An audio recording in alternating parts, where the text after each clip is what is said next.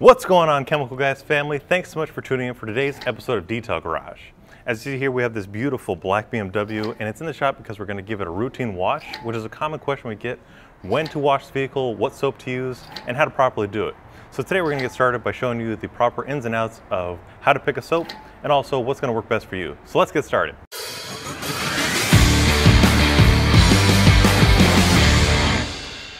So most of you guys who wash your car on a regular basis want something that's going to be easy enough to gently remove abrasive particles from the surface while also being safe for your coatings.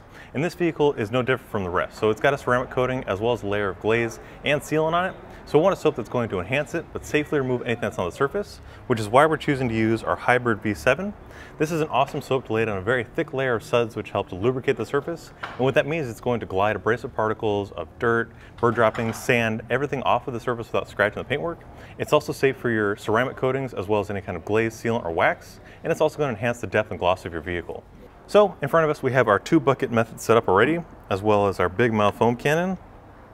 And we're just going to show you how to properly set all this up. So in front of us we have 2 dirt traps. And if you're unfamiliar with what these are or you're not using them, basically what these are wash filtration filters. And as you rub your wash mitt or your sponge against the face of the dirt trap, that's going to force abrasive particles and grime underneath those cones, and it's going to keep it off the vehicle as well as from floating around in your clean water. And this further reduces the chances of bringing that dirt back to the vehicle where it could potentially scratch it. So now we're also going to add a little bit of our Hybrid V7 soap to one of the buckets. You can use either one. And then we'll also add it to our foam cannon. Just a couple of ounces. And then we'll reattach the top and start mixing the solution. And then by using more than 2 to 3 ounces is going to give you that thicker layer of foam. And I'm just stirring the solution together rather than shaking it up where it could potentially cause the foam inside of the bottle or the canister. And that's going to reduce its aeration, which reduces its foam thickness. But by stirring it up together, it'll properly foam as you press that trigger, laying down that thick layer of suds on the vehicle. So to begin, we're going to use our pressure washer to start rinsing it down from top to bottom, hitting all of those horizontal planes where all the abrasive particle tends to land, and then we'll move on to the foaming process using our foam cannon.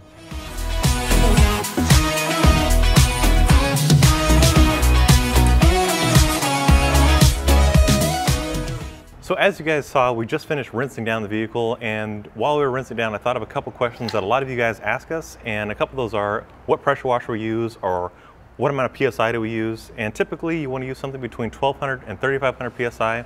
It really doesn't matter the brand or the model pressure washer you use, because when it comes down to it, it's typically your preference or your budget that allows what kind of pressure washer you're going to use. You can use a gas or an electric pressure washer, but preferably, it's down to your own preferences.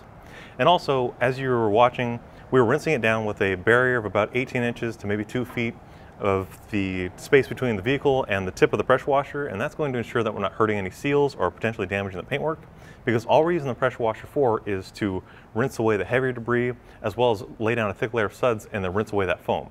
So now with that being said, we're going to activate the suds in our bucket, and then we're going to move on to the foaming process as well as using our wash mitt to help glide away any abrasive particles using a linear motion. This is going to help reduce the chances of introducing any kind of swirls or scratches. And then we're going to move on to the final rinse and then drying process.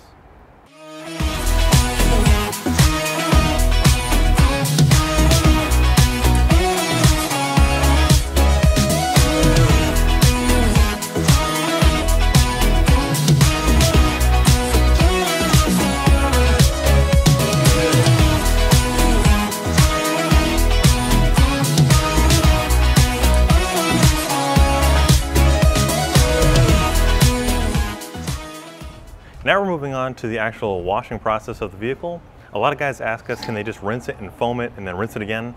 And that's typically okay as long as your car has just a very fine layer of dust on there, or maybe just recently rained or something like that. But for your average daily driver where it has caked on dust and grime, you want to come back with your wash mitt or your sponge and then go across the vehicle, gliding away any kind of abrasive particles and filth.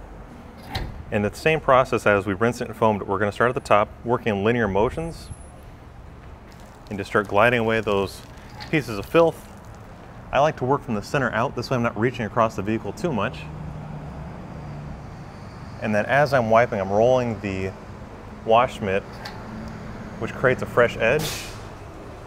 But you can just see the awesome foaming power of Hybrid V7. Even on a car that's ceramic coated, the entire vehicle is ceramic coated, the windshield as well. the soap still clings to the surface, and that's going to give you that lubricating power that you need so you don't scratch your finish of your vehicle, whether it's ceramic coated or not. This helps gently glide away filth and debris for the ultimate wash.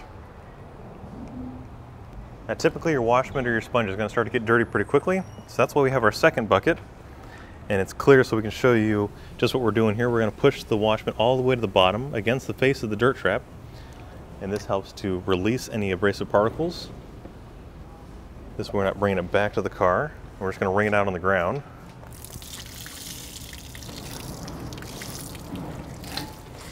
And by wringing it out on the ground, this further prevents the chances of us bringing that filth back to the vehicle. So again, you can use Hybrid V7 in your favorite foam cannon, foam gun, or just traditional wash bucket to give your car the ultimate wash and scratch-free finish. And again, it's safe for any kind of glaze, sealant, waxes, and even your ceramic coatings. It helps enhance your gloss and depth without damaging or degrading any kind of coatings.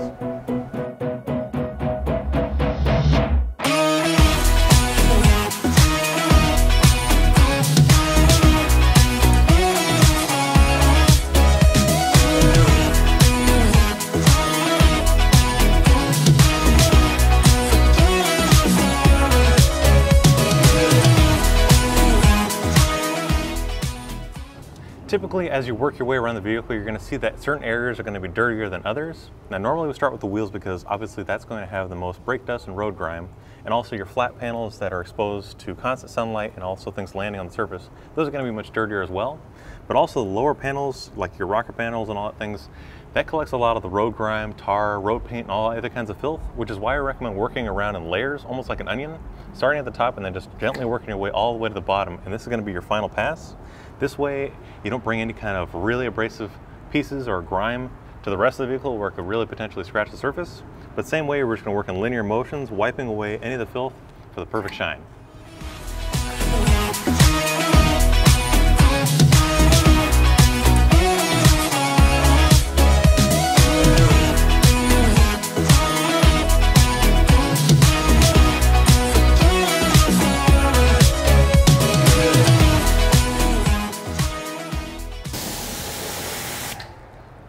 Lastly, we need to dry the vehicle, and we're going to be using one of our favorite microfiber drying towels, and that's our Woolly Mammoth.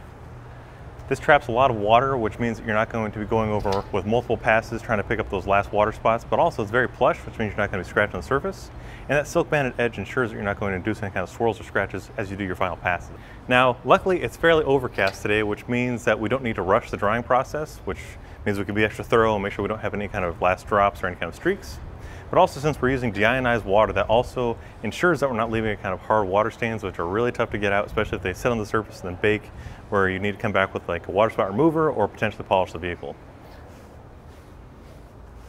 And this is great for your sensitive paintwork. Simply pat it and then wipe it away, or pull it away rather. And this ensures they're not creating any kind of scratches or swirls for, again, that scratch-free finish. So guys, I'm going to tackle the rest of the drying process on this vehicle, but if you guys enjoyed today's video, be sure to give it a thumbs up, drop your comments down below for any future videos or anything you guys want to talk about. And you can also check out these products on our website, chemicalguys.com, or your local detail garage, and we'll see you guys next time.